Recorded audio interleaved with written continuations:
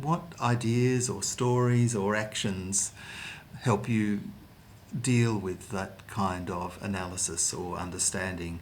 What stories or actions do you find most inspiring or powerful in sustaining, the hope and courage that helps you get up each morning and keep working on these issues? Well, two things jump to mind. The first is, and I should say it's a fairly recent phenomenon for me, but it is almost acceptance.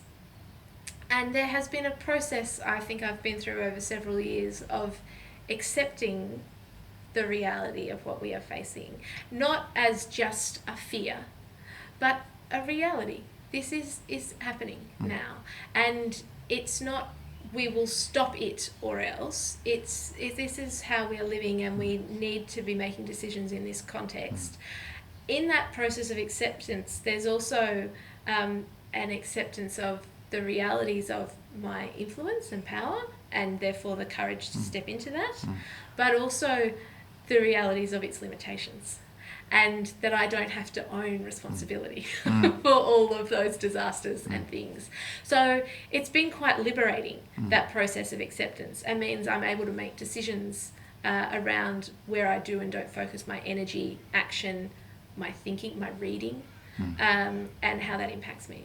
But the second, I think, is embedded in your question, John, which is action.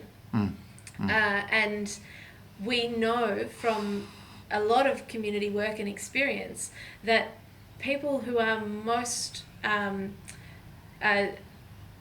depressed about our current situation, who are finding it very overwhelming, are often quite isolated in their experience of that. They're sitting at home reading the paper about this unfolding disaster and not feeling any sense of connection or efficacy in being able to change this. Whereas being active in community with others is not only necessary for the sorts of outcomes we want, but is an antidote to that despair. And we will only be getting through this together. So creating that togetherness now in the moment is essential.